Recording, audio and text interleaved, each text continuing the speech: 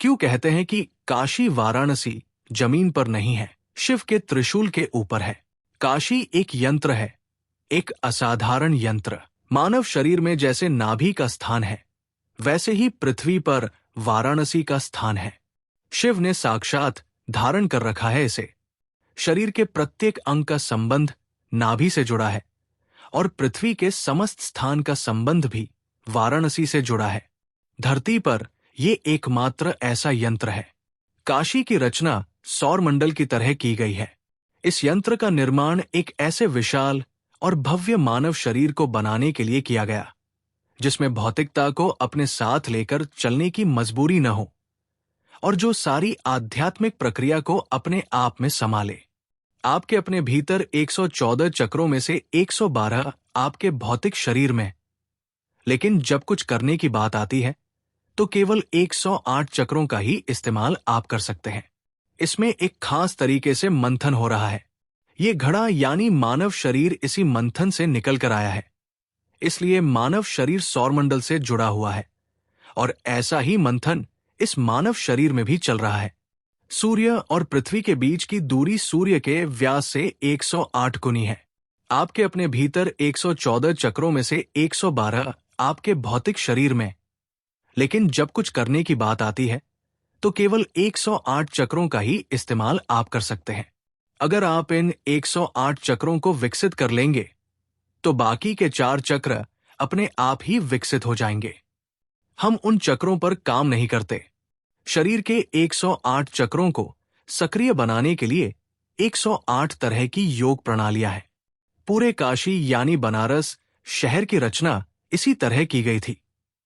ये 5 तत्वों से बना है और आमतौर पर ऐसा माना जाता है कि शिव के योगी और भूतेश्वर होने से उनका विशेष अंक 5 है, इसलिए इस स्थान की परिधि 5 कोश है।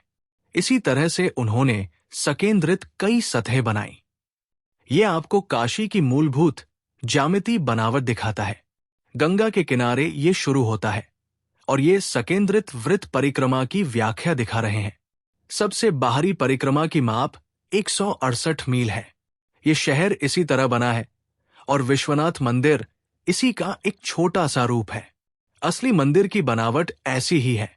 ये बेहद जटिल है। इसका मूल रूप तो अब रहा ही नहीं। वाराणसी को मानव शरीर की तरह बनाया गया था। यहां 72,000 शक्ति स्थलों यानी मंदिरों का निर्माण किया गया। एक इंसान के शरीर में नाड़िपों की संख्या भी इतनी ही होती है, इसलिए उन लोगों ने मंदिर बनाए और आसपास काफी सारे कोने बनाए, जिससे कि वे सब जुड़कर 72,000 हो जाएं। यहां 468 मंदिर बने, क्योंकि चंद्र कैलेंडर के अनुसार साल में 13 महीने होते हैं। 13 महीने और 9 ग्रह, 4 दिशाएं। इस तरह से 13, 9 और 4 के गुणनफल के बराबर 468 मंदिर बनाए गए। तो ये नाड़िपों की संख्या के बराबर है। ये पूरी प्रक्रिया एक विशाल मानव शरीर के निर्माण की तरह थी।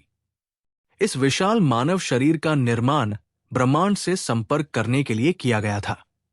इस शहर के निर्माण की पूरी प्रक्रिया ऐसी है, मानो एक विशाल इंसानी शरीर एक वृहद ब्रह्मांडीय शरीर के संपर्क में आ रहा हो। काशी बनावट की दृष्टि से सूक्ष्म और व्यापक जगत के मिलन का एक शानदार प्रदर्शन है।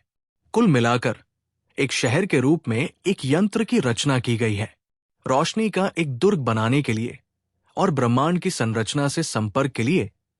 यहां एक सूक्ष्म ब्रह्मांड की रचना की गई।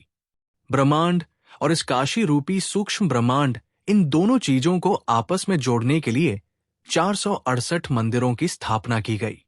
मूल मंदिरों में चिवन शिव के हैं और चिवन शक्ति या देवी के हैं।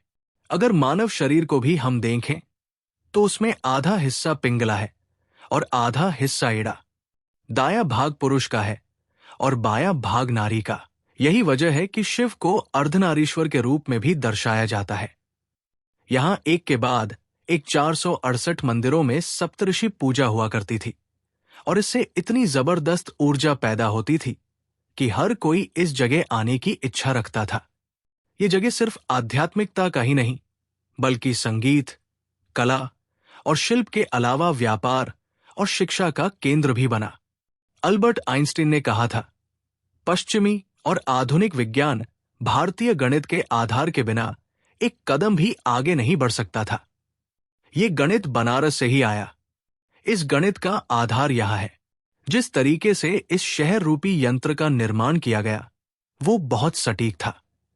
ज्यामितीय बनावट और गणित की दृष्टि से ये अपने आप में इतना संपूर्ण है कि हर व्यक्ति इस शहर में आना चाहता था, क्योंकि ये शहर अपने अंदर अद्भुत ऊर्जा पैदा करता था। इसीलिए आज भी ये कहा जाता है कि काशी जमीन पर नहीं है, वो शिव के त्रिशूल के ऊपर है। सनातन संस्कृति के इस विरल ज्ञान को जानने के बाद स्वामी विवेकानंद का महान वाक्य गर्व से कहो, हम हिंदू हैं, शब्द के प्रति मेरे संकल्प को और ताकत मिली है। जय काशी विश्वनाथ, हर हर गंगे।